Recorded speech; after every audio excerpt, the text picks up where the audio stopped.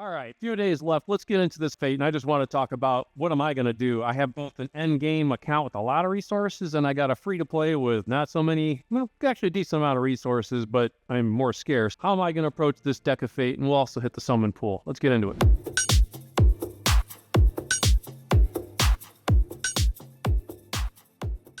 All right, so here we are, fade up. What can we get on this? What are the pros? Pros of pulling for this thing is, you got a legendary book in here. You got some nice oils. That's probably pretty much it. And then the champ. So really, you're doing this for the champ and not much else. So you got Kawn, Branchbreaker. I don't have access to the test server to actually run tests and show you him live and show you all that stuff. I mean, I'm part-timer here, so I don't have that access. But I have watched the CC videos that I've seen out there already, and I've seen mixed reviews. I saw one CC that said, really he was disappointing, didn't really hit at all. And then I saw a couple other CCs that said he hits really hard and he's a great damage dealer. So I do believe based on the build and partners you give him, the ally, I think he is a strong damage. But the problem is, to do that, he's got to have a strong shield on him. He can do it himself, but then you've got to use the A3 to buff, strengthen up, put a counterattack up, and then just sit there and take some hits, and you hope he doesn't lose the shield with those, because then his damage goes down. So it's like you really need to pair him with a lockdown champ, even Fabian or Warlord or Yumiko or somebody, Alice, who can actually lock down the other team's skills so they're not hitting as hard. Then he can come back with his A2, which gives him a more damage based on the difference between his shield and his max HP. So if he has 50,000 HP, which is reasonable, and you can put 100,000 shield on him, then he's going to ignore 50% of the defense. Throw in 25% for a Savage set or lethal set, throw in 25% for Helm Smasher, and lo and behold, if the Helm Smasher proc, he can actually ignore all defense. And there's other relics and things you could give him that could potentially offset if Hell doesn't proc. But what did I just say? We're giving him 100,000 shield. So now I'm talking about like a neck crit, a bolster set champ with Valk. I gotta bring a couple of allies with bolsters, shield, or big shields that they put on them. And I probably gotta bring a Siphi in so I can do increased defense, or a Mithrala that puts increased defense on him. That's a lot of setup if I want to go right into the A2. And then on the A1, he does block revive. That's really good if he kills somebody. So I've seen him where he was killing people and blocking revive, and it looked pretty good. And then I saw other CCs that had pretty good stats on him. He wasn't really killing anybody with the A1. So that A1's really good if you can put the allies and the champs with them, and the gear. Problem is, if you can put that kind of gear on him and have that kind of allies with him, is he the damage dealer you're bringing in? So pros, you get a good damage dealer who's a void affinity, so he can hit anybody, and he can hit hard, and he can block revive. Cons, though, in exchange for that, now I have this deck of fate. I gotta probably pull 36 of these things to 40. I think of a very good odds of doing 37, 38, 39, 40. So that's a lot of resource. So you're going to have to pull 11.4 Eternals, 57 Immortals, or 25 Sacreds, or 145 Voids. 145 Voids? 25 Sacreds? That's a lot of resources, which could compromise your ability to finish the fusion. It could compromise your ability to get the soul for the fusion, which is probably next. We got a Titan or a Hero's Path, I'm sure, to get the soul for this guy. For the fusion, I'd rather have the fusion and a soul than this damage dealer in my mind. And don't forget, that'll lead right into the next fusion. So you got to have a lot of resources, I think. You can't pin the cards in this one. They don't have the ability to pin, so you don't have a good of a chance. If you could pin cards, then you'd say, well, hey, I'm also going to add a mythical book and some essence and all, some of this stuff, but that can't happen. So now you might just see uncommon chests only. So that lowers the value of what you could have got. So, and it's also for now a poor progressive event. So if I was going to pull shard, I got a chance to get Padraig, who is really good, really it from there. And then on voids, you can't even do it. So same champ. So the progressives are these St. Patrick's Day champ. I'm not pulling all those shards for a chance at Patrick. Now, maybe in the next 2 days, they're going to put out a much better progressive, but it doesn't change the resource cost. It's just you may have better chance that you're pulling for. And remember, these are non-void. The chance of getting anything from these progressives on the non-voids is just so astronomically low. It's like it doesn't exist to me. So, and then if you end up, you can use multiple resources. You can pull shards or you can pull stones. That's still a resource. And there's no 2 times going on. So now I'm going to use stones where I don't get a 2 times. Man, I'd much rather pull when there's a 2 times on for these and save my stones.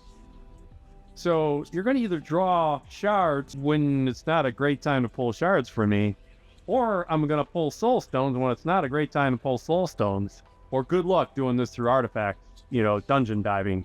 I mean, yeah, the event dungeon's not even up, so you're just going to have to go do spiders, it's just that, and it would take a ton of energy. So clearly, you can hear my skepticism. On my main account here, I mean, let me move myself over. My main account, I'm sitting here with 168 sacreds, and I'm not pulling 20 sacreds for this guy. That's a legendary I got to set up. Yeah, if you're FOMO here, am I going to, Allele, I skipped when they did the guaranteed on him. They ended up buffing him once or twice, and he can actually do some good damage now. Do I regret not having him? No, not really. So am I regret not having this one damage dealer on main account when I got plenty of resources to pull him? Yeah, I don't think this doesn't look compelling to me. So if I think about the free-to-play, where actually having a nice damage dealer, and I do have Necrit on the free-to-play. I don't have Sif, but I got Necrit, I have Lathrala, and I could get this guy. Well, I actually have the chance to set him up. I don't have the gear to make him that good, but he would be tempting on the free-to-play. But even on the free-to-play where I have 40 sacreds, would I use half my sacred? The damage dealer that takes all that setup and gear? Yeah, the cost, they just put the cost too high. I just don't. And there's a piece to me that even with all the resources available on both accounts, I just don't want to send Plarium a message that I'll do it. I mean, I see Plarium, some of these content creators say,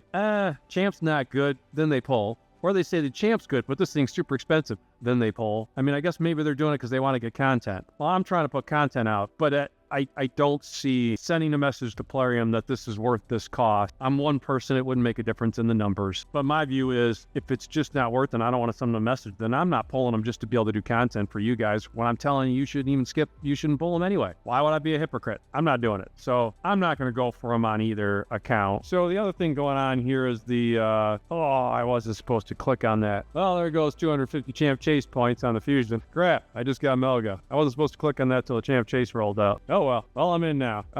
So on the summon pool, it's a good set of epics here, particularly if you're missing champs for Mikage. I mean, you got Delija, you've got Ilfrig, and Aishma, and those are all Mikage epics. So if you're missing epics for Mikage, Shuriken in there too? She might be in there. You got a number of epics in here that are in the Mikage fusion, and you've got some really good epics. Ugo, Venomade, Deacon, Farakin, and they're all pretty good. Magnar's a nice nuker, and the legendaries have some nice ones in here too. You got Harima, Armans, Necmo, Newt, Duchess, and Korra. Those are really good epics, or really good legendaries, and some pretty decent ones. Problem is, it's a 6% chance to pull one. So if there was only a few of these you really wanted more than others, they put so many in the pool, it just waters down your chances of getting the one you want. So unless, you end up pulling Hansel. Wallmaster is okay.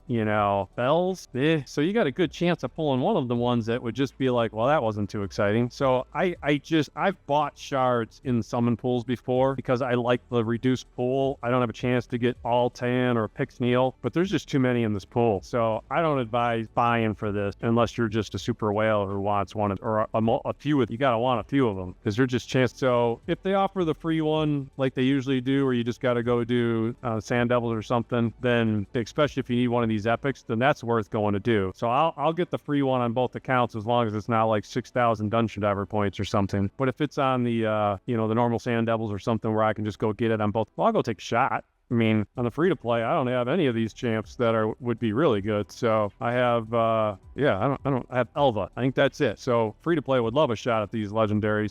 And even a Deacon. I'd like to get a Deacon on that account, but I probably don't need a lot of these up. I think the summon pool is worth getting the free one, but I don't think it's worth spending on it. So that's kind of my summary. Stuff going on, but they watered down the pool with too many champs, so don't see that being too motivated. And the big deck thing is just it's a bad card game.